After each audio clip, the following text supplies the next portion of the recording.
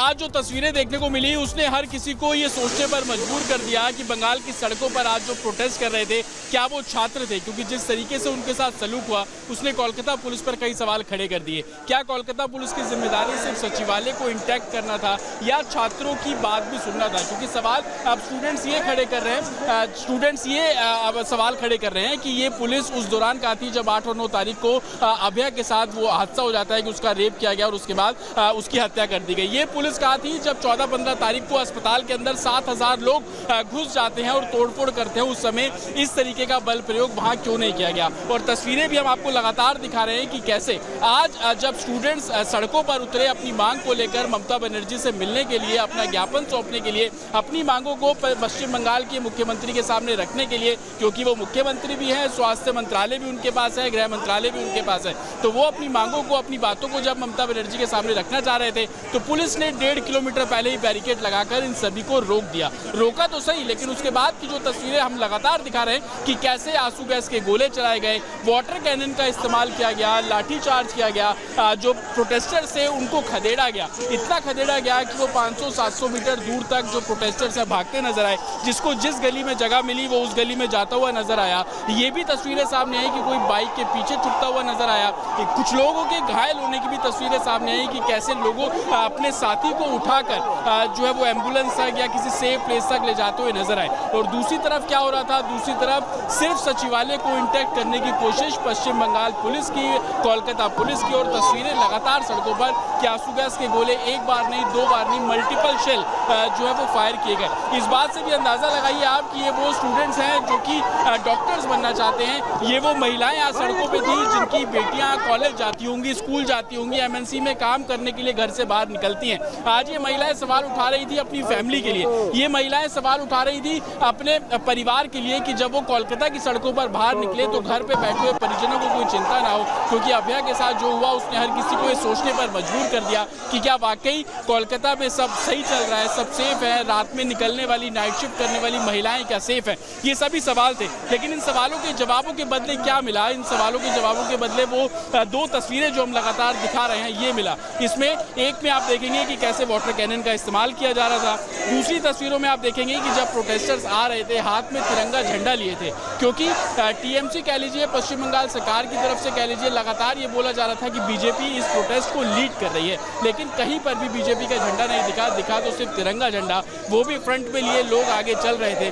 बदले में क्या मिला? उनको 10 फीट लंबा बैरिकेड मिला, जिसको हटाने की जब कोशिश की गई तो वाटर कैनन सबसे पहले चला दिया गया और उसके बाद जब लाठीचार्ज हुआ, लोगों को खदेड़ा गया, आंसू गैस के शेल जो है वो फायर किए गए, जो स्मॉग एक तरीके से गैस होती है उसका जो है वो इस्तेमाल किया गया। और बीच बीच में कुछ ऐसे इलाके भी थे जहाँ पर पत्थरबाजी जैसी तस्वीरें भी देखने को मिली। कुछ उपद्रवियों ने भी पत्थरबाजी की, तो जो आरएएफ के जवान थे उन्होंने भी गुस्से में पत्थरबाजी का जवाब पत्थर से दिया।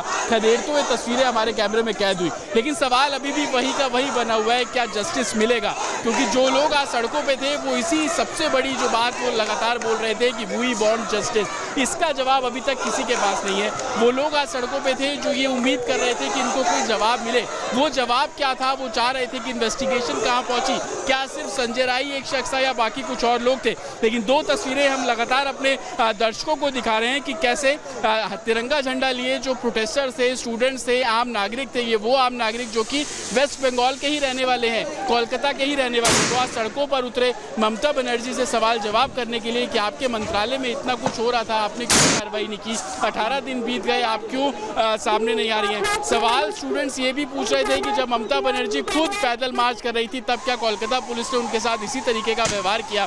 उनके सपोर्टर्स के साथ क्या ऐसे ही लाठीचार्ज किया था? तब तो ऐसी तस्वीरें देखने को नहीं मिली। लेकिन आज जब स्टूडेंट्स अपनी मांगों को लेकर सड़कों पर हैं तो उनके साथ इस तरीके से क्यों व्यवहार किया गया? और दूसरी सबसे बड़ी बात मैं आपको बता दूं कि आज जो कोलकाता की सड़कों पे हुआ उसको लेकर बीजेपी ने कल 12 घंटे के बंद का आह्वान भी कर दिया है। कल भी क्या ऐसी तस्वीरें देखने को मिलेगी? ये अब हर किसी के जहन में एक सवाल घूम रहा है, क्योंकि भारत बंद तो किया गया है, कितना समर्थन मिलता है सड़कों पर, क्या फिर से आज जैसी तस्वीरें देखने को मिलेंगी? तो ये 6 तस्वीरें हम आपको लगातार दिखा रहे हैं कि कैसे जो लोग हैं, जो प्रोटेस्टर्स हैं, उनको डिटेन किया गया, कैसे जो बैरिकेड्स हैं उनको तोड़ने की कोशिश की गई, एक तस्वीर में आप देखेंगे कि वाटर कैनन जो है वो कैसे चलाया गया। एक तस्वीर में आप देखेंगे कि आंसू गैस के गोले आपको शेल फायर होते हुए नजर आ रहे हैं। जो धुआं नजर आ रहा है वो आंसू गैस का वो जो गोला है वो आपको साफ तौर पर नजर आएगा। तो ये तमाम वो 6 तस्वीरें हैं। गौरव भाटिया क्या कुछ कह रहे हैं वो भी हम अपने दर्शकों को सुनवा देते हैं। नबन्ना में हम देख रहे हैं हो रहा है वो चिंताजनक है, वो संविधान को तार तार करने वाला है और स्पष्ट दिखाई दे रहा है कि अगर देश में कहीं तानाशाह है, अगर देश में कहीं तानाशाह है तो वो तानाशाह ममता बनर्जी हैं। और ऐसा क्यों कहा जा रहा है? हमने देखा किस तरह से आरजी कर मेडिकल कॉलेज में जिस तरह से एक जघन्य अपराध होता है, हमारी बहन, उनके साथ उनकी हत्या कर दी जाती है और बलात्कार होता है। ममता बनर्जी बिल्कुल स्पष्टता से एक स्टैंड लेती हैं कि वो आरोपियों के साथ खड़ी रहेंगी, उनको संरक्षण देंगी। आज बिल्कुल देखिए, आप गौरव भाटिया को अभी सुन रहे थे, वो लगातार बोल रहे हैं कि कैसे आज बंगाल में कोलकाता की सड़कों पर तमाम जो चीज़ें देखने को मिली वो कहीं ना कहीं कोलकाता पुलिस की मंशा पर सवाल खड़े कर रही है और साथ ही पश्चिम बंगाल सरकार पर सवाल खड़े कर रही है। लेकिन एक और अपडेट हम अपने दर्शकों को दे देते हैं कि बीजेपी के अध्यक्ष जेपी नड्डा ने भी पश्चिम बंगाल सरकार पर सवाल खड़े किए हैं। बंगाल में अपराधियों का सम्मान ये जेपी नड्डा ने बोला है। तो कहीं ना कहीं आज जो पूरा घटनाक्रम हुआ, ये घटनाक्रम सुबह 11 बजे से शुरू होता है और अब तकरीबन 4:15 साढ़े 4 का समय बीत रहा है। इन 5.5 घंटों में कोलकाता की सड़कों पर जो तस्वीरें देखने को मिली उसने हर किसी को ये सोचने पर मजबूर कर दिया कि क्या कल हम भी अभी अगर सड़कों पर उतरते हैं अपनी मांगों को लेकर तो क्या इसी तरीके का व्यवहार जो है वो किया जाएगा। ये 4 तस्वीरें हम आपको लगातार दिखा रहे हैं कि कैसे दोपहर को 12:30 बजे प्रोटेस्टर जो है वो सड़कों पर नजर आ रहे थे, नारेबाजी जो है वो साफ तौर पर कर रहे थे। 1:30 बजे की तस्वीर आप देख रहे हैं कि कैसे बैरिकेड्स तक पहुंचे, बैरिकेड्स हटाने के लिए प्रोटेस्टर्स बोलने लगे, बैरिकेड्स को तोड़ने की भी कोशिश की गई। और उसके बाद आप 2:30 बजे की तस्वीर देख रहे हैं कि जब आंसू गैस के गोले और वाटर कैनन का जो इस्तेमाल है वो किया गया। और उसके बाद आप 3 साढ़े 3 बजे की तस्वीर देख रहे थे जिसमें आप साफ तौर पर देखेंगे कि कैसे बल प्रयोग जो है वो किया गया। ये तस्वीरें सिर्फ एक जगह की नहीं है, आप इसको ऐसे समझिए कि ये तस्वीरें सचिवालय के 1.5 किलोमीटर के दूर जितनी भी सड़कें हैं वहां पर अलग अलग लोकेशंस पर इसी तरीके की तस्वीरें जो साफ तौर पर नजर आ रही थी। ये स्टूडेंट्स चाह रहे थे कि वो सचिवालय जाए, ममता बनर्जी से मिले, अपना ज्ञापन सौंपे, अपनी जो आप बीती है वो बताएं, क्योंकि ममता बनर्जी प्रोटेस्ट करने सड़कों पर तो उतरती हैं लेकिन आरजी कर मेडिकल कॉलेज नहीं पहुंचती। उनका जो मार्च था वो भी मैं आपको बता दूं तकरीबन 1.5 किलोमीटर दूर था आरजी कर मेडिकल कॉलेज से।